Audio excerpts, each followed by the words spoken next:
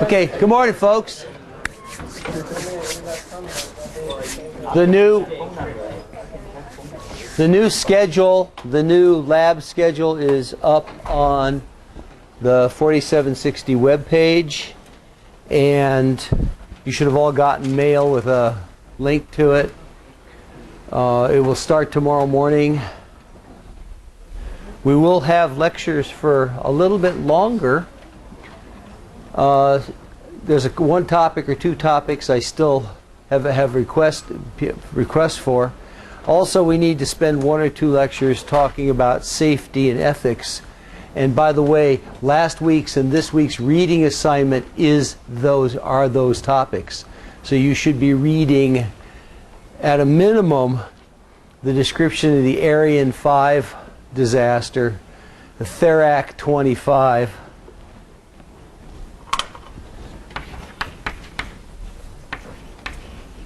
Ariane 5, Therac 25, and the student plagiarized projects.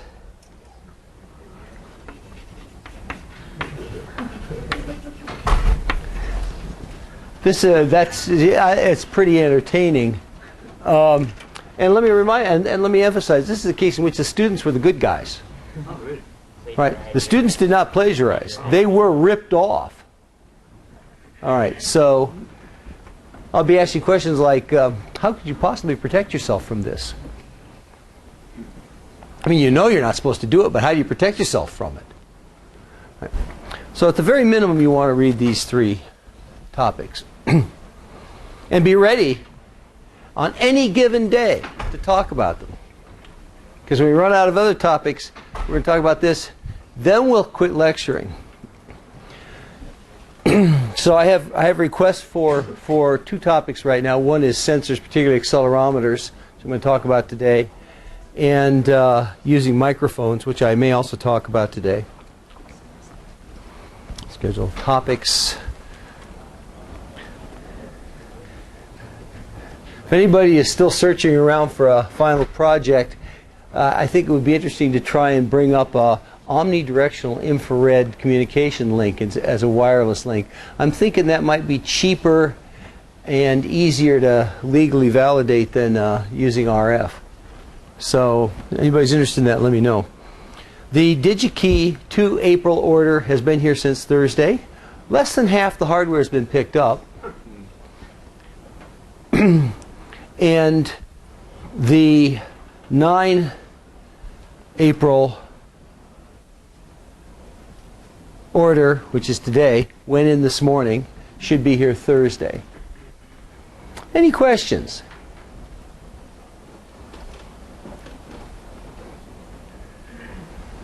Let's talk a little bit about sensors. Question. Yeah. Can we do at some point low power operation? Oh, low power operation, that's good.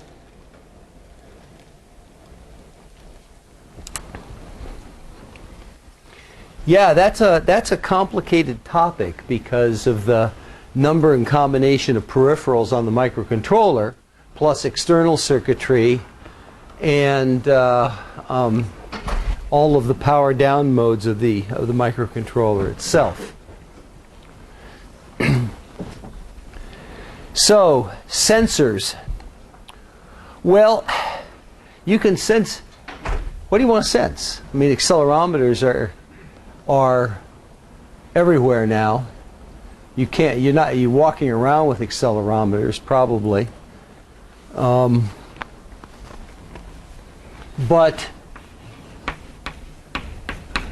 I can imagine people wanting to detect the position of something, the velocity, obviously the acceleration, and those are related, of course. Vibration, which is a sort of a specialized acceleration at high frequencies. Sound, which is even a more specialized vibration. Rotation.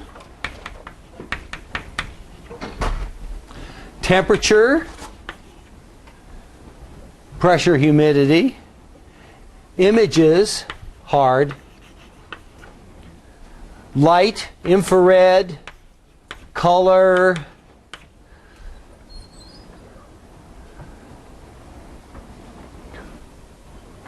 and included with light, I suppose we ought to throw in ionizing radiation, gamma rays.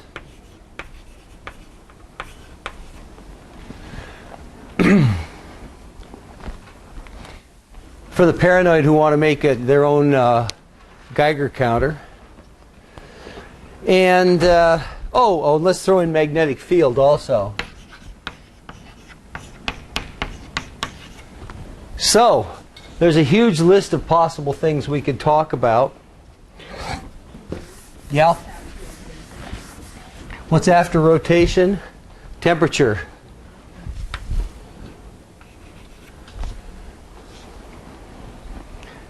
Some things are easier than others. There's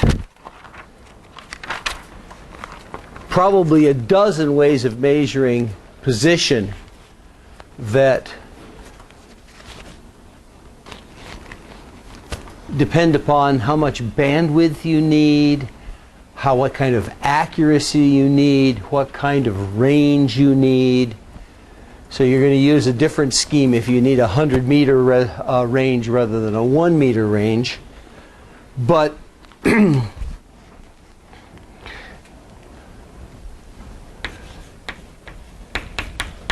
so let's segment out position for a moment.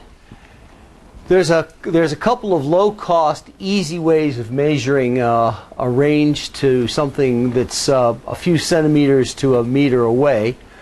One is to use infrared reflectance. So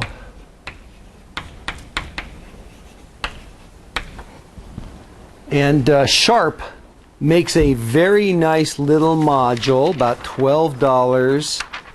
It's called a GP2Y, and then there's about 20 more numbers after that. That depends on the color of the sensor and the range and the operating conditions, but they're all around $12 or so, and they're all good between maybe 5 centimeters and 80 centimeters with a repeatability that's rather good. But since they depend upon reflectance, they depend upon the surface you're reflecting from, and therefore need to be calibrated for your environment. But once they're calibrated, they're rather stable. You can make these. There's no reason why you have to buy them. You could take an infrared LED and a phototransistor, point them at an angle and to each other, and make a very similar kind of sensor system for almost nothing.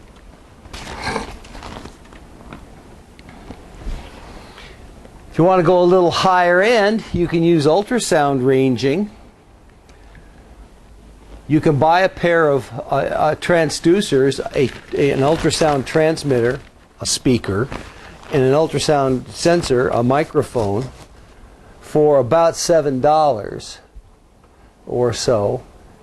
Then you have to do all the signal processing yourself. You have to generate the ultrasound signal using the microcontroller or some other scheme. You have to detect the reflected sound coming back, amplify it, threshold detect it. If you're going to do optimal sensing, you have to do the cross correlation between the ingoing and outgoing signal, and then turn that into a range. Or you can buy a module for about $20 that does it all for you. You put in a request for range and a number comes back. So those are quite easy. But there's other things. Hall effect. There is a whole industry in making Hall sensors, position sensors. These are magnetic field sensors. So the paradigm here is you have a little magnet, and it comes, and then you have a sensor someplace, and as the magnet moves by the sensor, the sensor can detect the strength of the field. So you move the magnet back and forth, or the sensor back and forth, and you can move and you can detect the strength of the field. It's not linear. How does the strength of a magnet go? It's a dipole, so it goes Z inverse third power, the radius or so. But who cares? You can calibrate that away, as long as you got enough magnetic field. This kind of scheme is very good where you're not quite sure of the geometry. Like if you're trying to measure the distance between two of your fingers or something, but they're not quite in line. And you want the vector distance, but you don't really care what direction it is. So you want the distance, but you don't care about the direction. These sensors are cheap because they're used everywhere. Everywhere. They're used all over cars. They're used for traction control.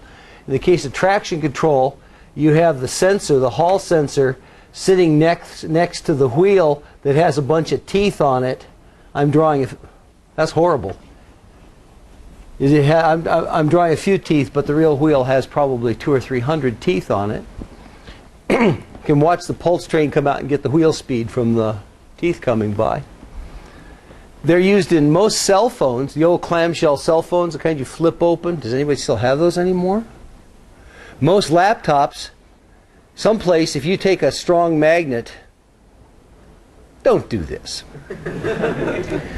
Don't do this if you have a magnetic hard drive.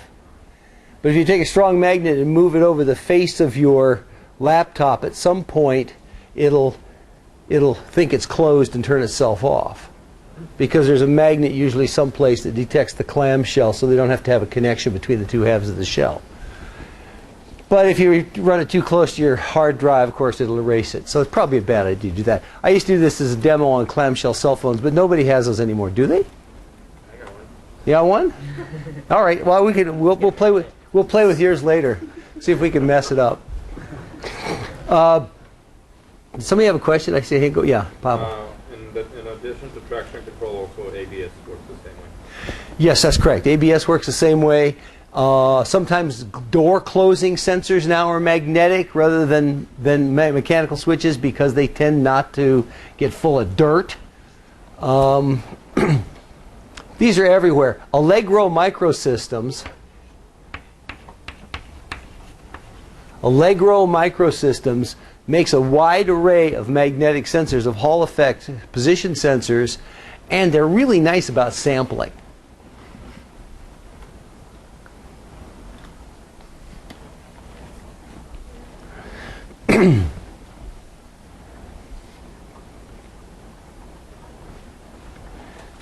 There's also piezoelectric sensors, which kind of go over towards vibration. There's a very nice piezo sensor that's someplace between a position and a velocity and a vibration sensor that's available from DigiKey for $1 or so.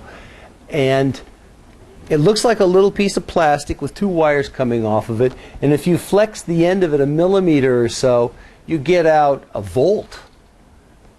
It's a big signal. So you can detect rather small variations in position or velocity with it. And the price is right.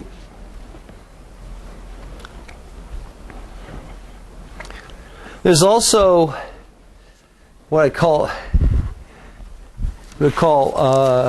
shadow sensors, and this is kind of a large kind of area. The idea is you have a light source over here, you have some sort of LED or other light, and you have some photo sensor here, and you run something between them, back and forth between them, and you can detect the position of this object by how much light it cuts off. And you say, oh my God, that's so lame, who would use that? But they're packaged up, these so-called or shadow sensors are packaged up in various ways for your convenience. There is a device called a slot detector.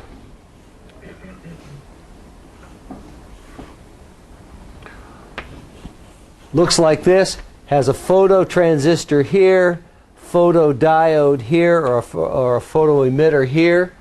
And when you put something into this slot, it blocks the light. When it's not in the slot, it doesn't block the light. It's very handy for detecting rotation. Let's say you have a wheel and you put a hole in the wheel. You spin that thing, and every time it comes around, a pulse of light comes through the slot detector. It means you can get the velocity of the wheel and an index position on the wheel. If you put two of them on here, you can get the direction of rotation and the speed. If you put it on the sprocket, you can get an absolute position. If you put it out, where? Sprocket feed wants an index. Oh yes, that's absolutely true. Yes, if you could, right. So it's not completely ridiculous to use a shadow sensor. There's also rotary encoders, which are meant to do exactly this for you. There's a shaft that goes into a little box, and inside the box is a pair of slot detectors, all packaged up for you, that produces a series of pulses whose rate is proportional to the rotation rate. And we've had students use mechanical rotary encoders and optical rotary encoders. As usual, the mechanicals are cheaper, but they're noisy. The opticals are more expensive, but they're completely clean and easy to use. Optical rotary encoders are very nice if you need to measure a rotary position, if you need to measure a rotation position or rotation speed. And you can get those in absolute position also. And in this case, there's a wheel inside that has a binary code on it. So there's a slot here,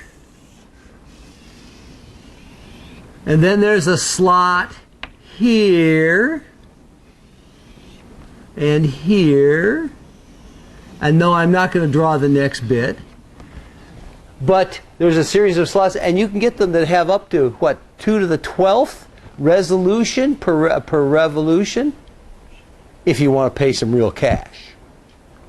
But you can certainly get them fairly cheaply that have, say, 6 bits of resolution, 64 positions of absolute rotation.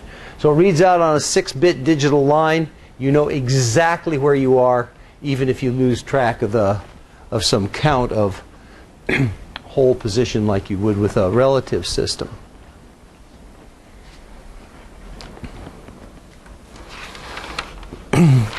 And you don't have to use phototransistors here. A long time ago, let's see, this would have been in the 70s, I built a system like this that used an incandescent bulb and a cadmium sulfide photoresistor to measure the position of the abdomen of a locust. Don't ask. And the locust is moving rather slowly, and that's a good thing because a cadmium sulfide, don't eat those, folks. Cadmium's not good for you. Cadmium sulfide photoresistors act exactly like a variable resistor whose resistance goes as something like 1 over the light intensity proportional to 1 over the resistance. And the turn-on time of this, if you brighten the light, the time to reduce the resistance is on the order of tenths of a second. And when you dim the light, the time to recover the resistance is on the order of a second. So it's leisurely. But if you happen to need a low pass characteristic to average out some high-speed motion, or you want something that's fairly slow, like noticing when a human walks by, then cadmium sulfide photoresistors are cheap, easy to use, and bulletproof. There's also other schemes that are used in industry that aren't very practical for a lab like this. There's a thing called an LVDT, linear variable differential transformer, which is very high accuracy, highly reproducible, good in an industrial environment, but just the sensor system is too complicated for this course. There are capacitive sensors where you build a probe that has a plate on the end, and then you put two plates out here.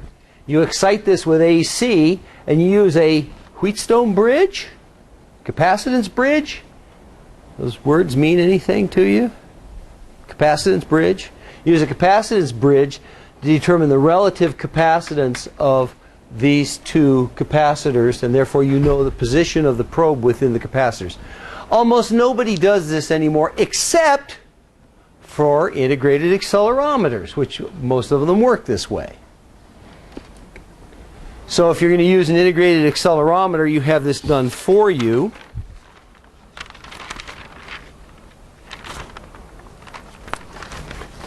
Any questions on this? Any really odd geometries of motion people are going to want to measure? One common thing is you want to measure how far your robot traveled. You want to measure how far each wheel went. Yeah? The Sulfide sensor that you mentioned, can we use two nearby to each other? Sure. But the magnetic field will interfere each other? Not very much. Are you asking, do the Hall sensors interact with each other? Not very strongly, because they're not particularly magnetic themselves. They do affect the field a little bit, they must. But it's not very much.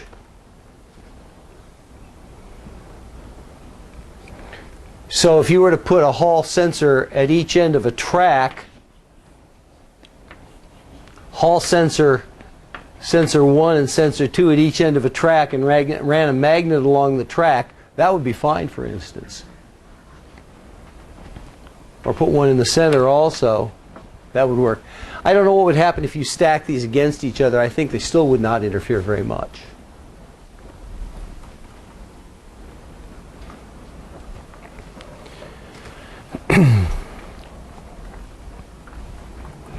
Accelerometers are nice for a couple of reasons. They don't have to have any sensors outside themselves, because you can determine acceleration by the force on an arm, say a spring arm, relative to some set of material which is rigid. And accelerometers have proved to be useful everywhere. Of course, your car has them for crash detection. Your laptop has them for drop detection, so you park the heads on your hard drive before the thing hits the floor. Your cell phone has them to track you incessantly, and also to do things like Google Sky. Any of you played with Google Sky? So much fun. You hold it up. It knows how you're holding the phone because of the gyros and the accelerometers, and it shows you what stars are in your field of vision as you hold it out at arm's length. So on Saturday it was clear enough at about 4 in the afternoon, sun's still high in the sky. Used Google Sky to find out where Venus was, which was just about overhead, and I could see Venus during the day. If you know where to look, you can see Venus during the day right now. Not on a day like this, not in Ithaca, but on a clear sky you can see it. But the contrast is so low that if you're just a small fraction of a radian off, you can't lock it. You have to be very close. You have to foveate it. It has to be on your fovea before you can lock it.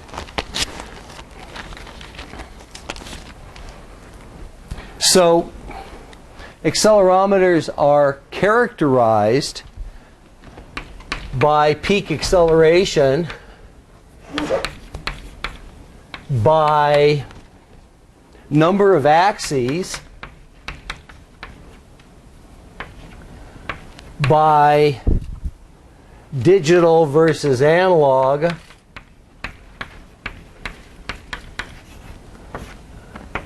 and by noise.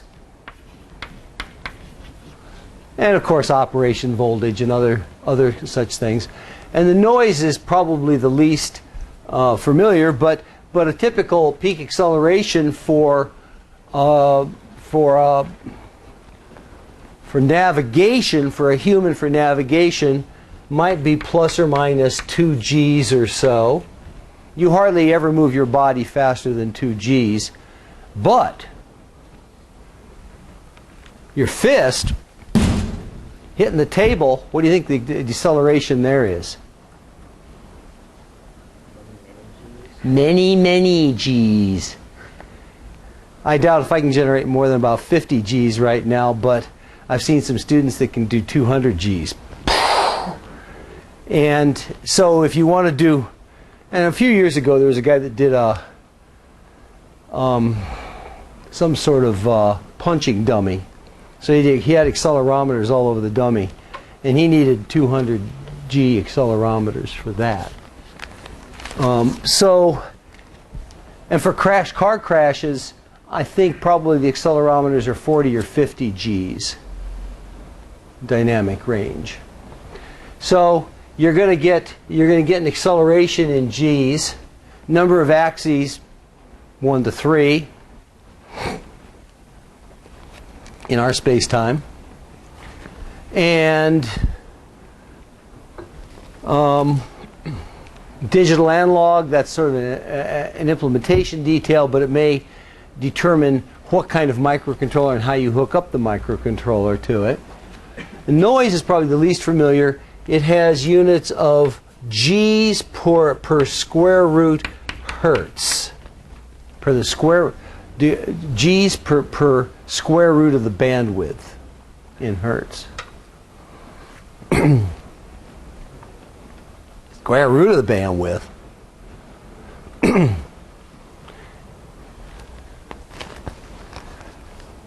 It's because it's a root mean square value. I have two, courtesy of Freescale, we have two varieties of accelerometer in the lab right now for which the budget is 0. If those don't work for you, then you will have to buy one. These happen to be in SOIC, so they're nice to mount. There's the MMA 1260 and the MMA 3201. The MMM 1260 is plus or minus 1.5 G. It's single axis, and it happens to be the Z-axis. Z-axis. Okay, so we have the integrated circuit. It's SOIC, so it has the little gull legs that stick out like this, gull wings that stick out like this, and the Z-axis is this one.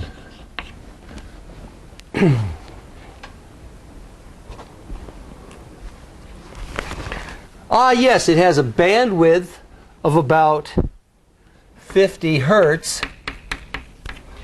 In this case, the bandwidth is determined by the frequency at which this little vibrating arm starts to resonate and give you a faulty reading. So the frequency response is going to look like this, because it's a resonant system, and the bandwidth is where you still have a flat response below the resonance. Resonance, so 50 hertz, safe bandwidth. Has a sensitivity, I might add in here, of 1200 millivolts per G. And it has a noise of 500 micro Gs per square root hertz.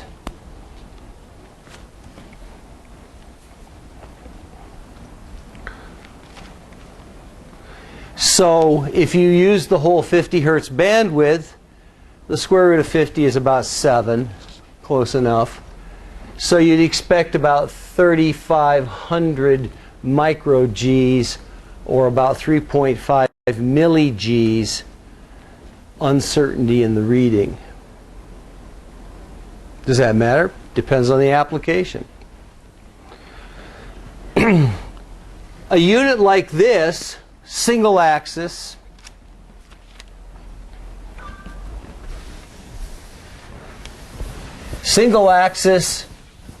modest noise, might be useful for making a digital level. So instead of carpenter's level, so instead of having the little bubble on there, you try and level the bubble level, why not just put an accelerometer on top of this thing and tilt it. And after all, this is a z-axis accelerometer. So in this position, it's going to be reading plus 1 G. In the dead bug position, it's going to be reading plus 1 G. It's going to be reading minus 1 G. And in the tombstone position, it's going to be reading 0 Gs. Because after all, an accelerometer sitting still in a G field is the same as an accelerometer being accelerated in free space. I think that was principal equivalence. So this is a blessing and a curse. It means that any measurement you make of dynamic motions of, let's say you tape these things to your wrists and you're trying to get your fist motion, any measurement you make of fist motion is going to be mixed up with the orientation at which you hold your fists.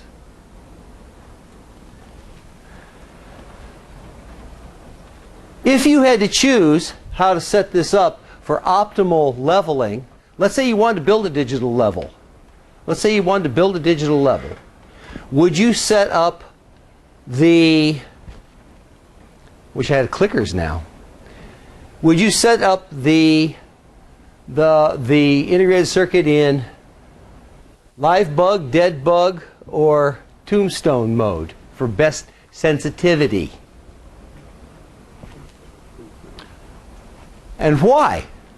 When you get a full G in each direction to measure it. The slope is higher. Both answers are correct. And yes, the slope is higher because in this configuration, a small angle deviation reads as the sine of the angle, and you remember that the Taylor expansion of the sine goes as theta. And if you set it up in this orientation or this orientation, a small angle deviation goes as cosine theta, and you remember that the Taylor expansion of the cosine is 1. In other words, it has no sensitivity to small angles.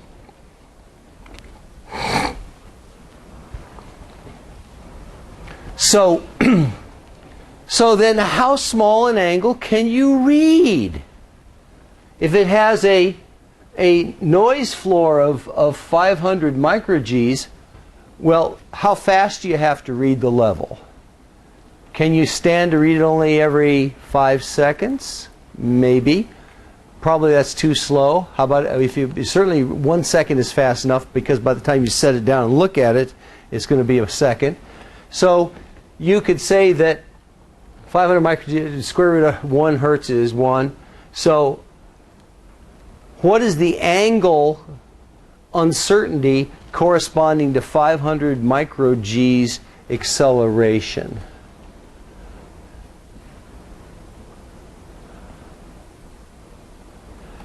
So we want to know the sine of the angle whose vector component is 500 micro Gs, which is going to be fairly well approximated by the ratio of 500 micro Gs over 1 G, which is about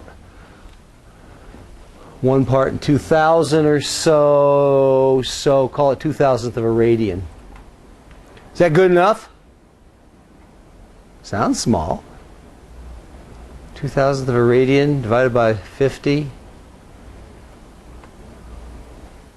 is a 40th of a degree. Maybe good enough. Might be good enough. It's barely good enough. So what about this guy? So this is two-axis, xy, xy being the other two axes. So we have now the top view with pin 1. This is the x direction and the minus x direction and the y direction. So you're measuring motion in the plane. So if you were to put two of these side by side, you'd have x, y, and z. However, this is a plus minus 40G accelerometer. That's what we have left.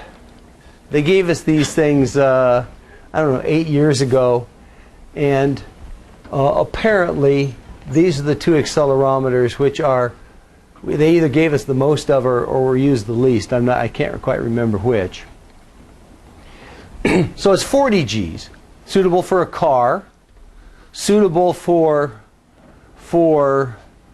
maybe martial arts instrumentation, but probably not good for getting the orientation of your wrist in space. Bandwidth is 400 hertz, and the noise floor is about 110 micro-Gs per root hertz. So it's about 4 times better. Now there's an application note on the Freescale page that says, well, even though this is plus minus 40 Gs, if you're a little bit careful, you can turn it into a plus minus 2G accelerometer by using some filtering to get some noise down and then jacking up the gain. This is about 1200 millivolts per G. This is about 50 millivolts per G. So you have to put some serious gain on it to use it with the microcontroller as a 2G accelerometer. But you can do that. These happen to be analog output accelerometers. They produce a voltage which is proportional to the acceleration. Some people now prefer digital accelerometers, which either produce a pulse width modulated output that you would measure with a timer 1 capture, or they use an SPI link, a serial peripheral, or an I2C link, which reads out numerically the acceleration. They all have advantages and disadvantages. There used to be a place downtown, Kionics. Does it still exist? Anybody? K-I-O-N-I-X. That's not quite right, is it? Kionics. Maybe it is right. K-I-O-N-I-X. And they were really nice about sampling 3-axis accelerometers for student projects. Don't know if they still are. It's worth a call. All they can say is no. They're by the airport now. Yeah, but I don't even know where they are. Yeah, used to be downtown.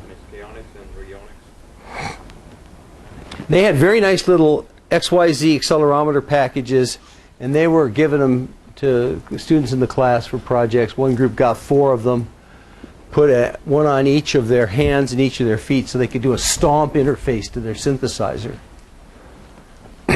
You can look at it on YouTube. It's pretty entertaining.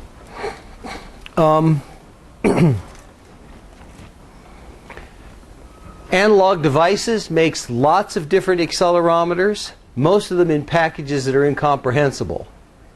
They either have no leads, or the leads are folded underneath, or are otherwise impossible for students to solder. If you decide you absolutely have to have one of those, you're probably going to have to go to sparkfun.com and get one on a carrier board. SparkFun bothers to take all these hard packages and package them up for experimenters at a handy markup. But if you can find the old ADXL202s, if you can find any of those are the nicest package. I am afraid they don't. I have carriers for those. I fabbed carriers for those because they were so useful for so many years. But that's seems like a lifetime ago. It was only probably 6 years ago. What else about accelerometers? In principle, you could take the second derivative, you could do a first integral of the acceleration, you get the velocity. You do the second integral of the acceleration, you get the position. And so you can say, oh, well, heck, I could dead reckon. If I put my hands flat on the table and calibrate, then as I move my hands around, I know the accelerations, and so I know the position. It is extremely hard to get that right. I've never seen a student in this lab get that right. It is essentially impossible under conditions that you're working in to do dead reckoning by acceleration. If you put accelerometers plus gyros on, and you do temperature compensation, and you do 0-point compensation, you can get pretty close. By the way, a gyro is a device that reads out rate of turn. So put one on top of your head, and as you turn your head, it tells you how many degrees per second you're turning. Those are a little more expensive right now than accelerometers, but they're also available. You have to want to do that.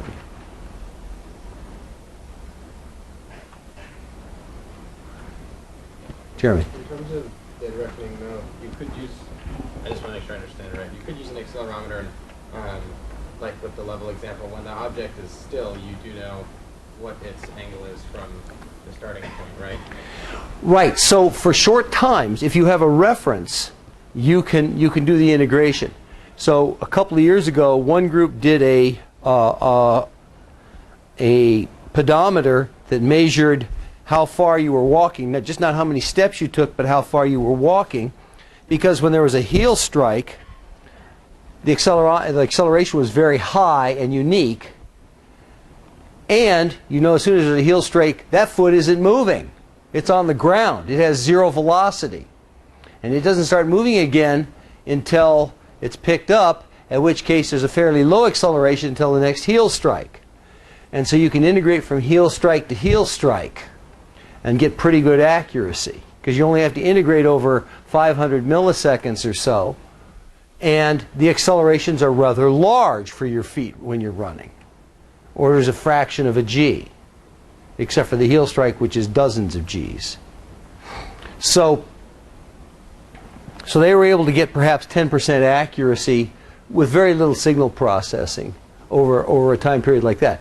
And if you have some repetitive motion where you're stopped, and then you're hopping, and then you stop again, and then you hop, let's say you're instrumenting the Easter Bunny, then yes, you could do the integration between hops, as long as you have a reference where you know the system is still, it's not moving. The code for the Ariane 5 that failed was the inertial guidance system calibration code, which was supposed to sit there and say, I'm not moving, I'm not moving, I'm not moving, and update the coefficients and update the state of the IMU until launch, at which time it was supposed to turn off, or at least go inactive. And in fact it did, but it was still measuring the horizontal velocity when it wasn't supposed to be. And when it got horizontal velocity got to above 32,767, it threw an error of floating point exception, and by design the system had to put, get this, had to put the results of an exception onto the control bus. In this case, the control bus happened to be hooked up to 3 500,000 horsepower motors.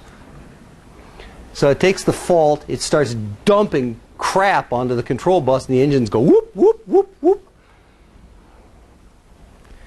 And it went into a big spiral, death spiral, until it destroyed itself. So sad. At least nobody was hurt. So, anything more on accelerometers? Is that enough? Yeah.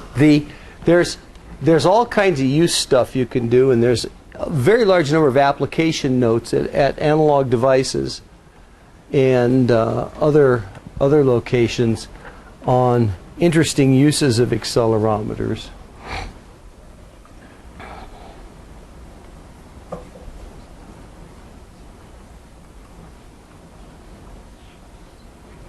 Trying to think of some of the things I've seen them used for. I have seen people do levels with them, digital levels, pedometer. One guy did a inertial guidance system for a helicopter. So he talked Analog Devices out of 3-axis gyro and a 3-axis accelerometer for, I don't know, they were on carrier boards, so they're about $100 each. And took a toy helicopter. He couldn't get the CPU to fly on it because it was too little.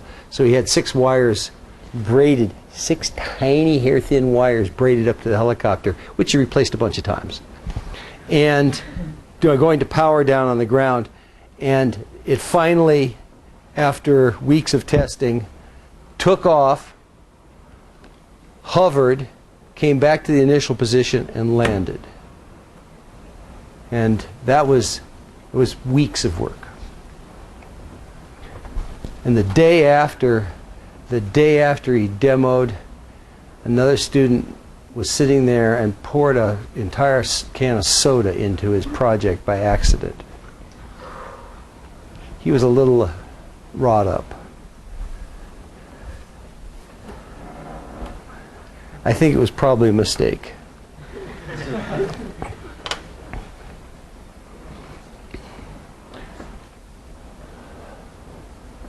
Things happened towards the end of the semester. That particular year we were sharing the lab with another course.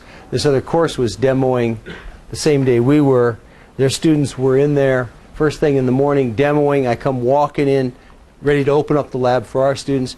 There's students sleeping under the tables. What the hell? And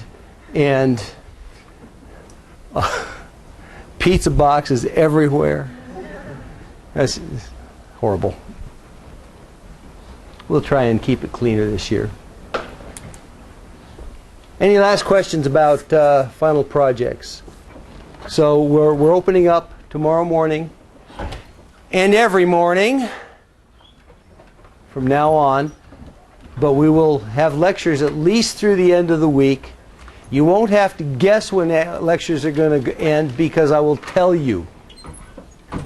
There's a bunch of questions over the weekend. Oh, there's no lectures on Monday. Wait a minute, where'd that come from? You heard that, didn't you? Yeah, it was a good rumor. Wonder where it started. Not with me. All right, thanks.